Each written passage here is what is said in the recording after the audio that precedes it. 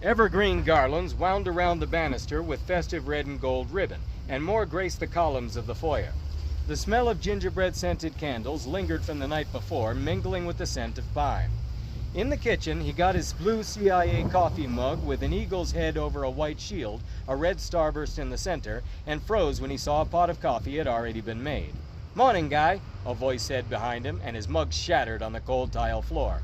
His old friend, sitting in a high-backed Louis Quinze armchair, chuckled dryly. "How did you get in here?" Guy hissed, edging toward the kitchen knives, looking every which way for other threats. "It's all right," Calvin McGuire said, dabbing coffee off of his mustache with a napkin. "We're alone." "No, it's not all right. How did you even find me?" "It wasn't easy. I thought it was impossible." "Ha! Just because you are the best of us doesn't mean I'm not pretty great. Seriously, you don't need a knife. Relax." Guy hesitated. "And Sharon can sweep up the broken mug when she awakes. We need to talk." Mustering up some arrogance he didn't feel, Guy stepped over the ceramic shards and got a different mug. "Do you still make your coffee weak?" "Tastes fine to me." Cursing himself for not having even better security, or for whatever he might have done to give his home's location away, Guy poured the coffee. Should he toss it in McGuire's face to blind him so he could tie him up? Nah, his wife would kill him for damaging the damask armchair. Should he stab him in the face with the spoon he used to stir the sugar? He began plans for designing a James Bond-style spoon that turns into a gun. But maybe McGuire wasn't there to harm him.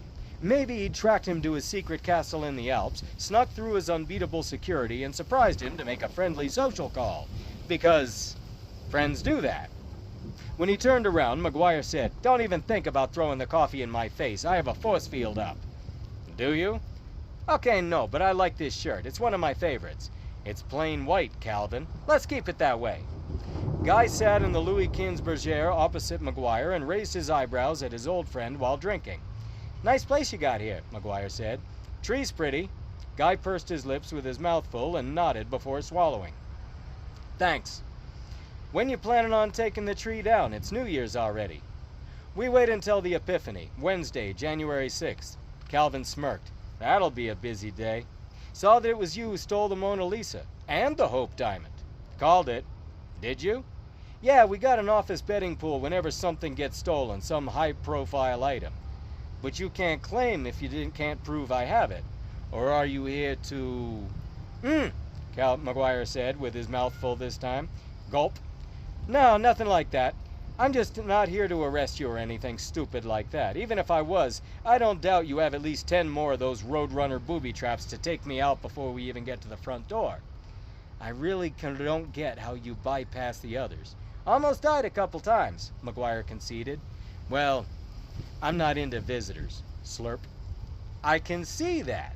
And I'm sorry, but I had to see you. It's a matter of life and death," they said in unison, and McGuire laughed. "Jinx, buy me a soda."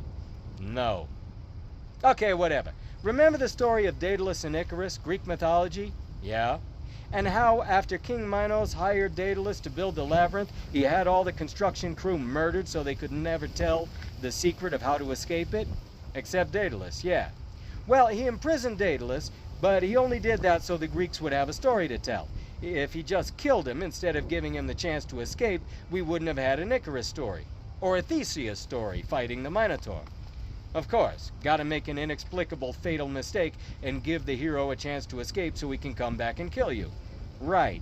McGuire took a deep breath and ballooned his cheeks, holding his words in. "So?" Guy prompted, and McGuire let his breath out in a long sigh. "I've been assigned to do a super secret thing, and I think they're gonna kill me after." "And you can't not do it." "Exactly. So you came here, to my home, where they've probably tracked you, and they can kill me too, or my wife." No, they can't track me. I put my trackers on a stray cat I caught in Vienna, and I'll put them back on after I find it again." "Clever. Thank you.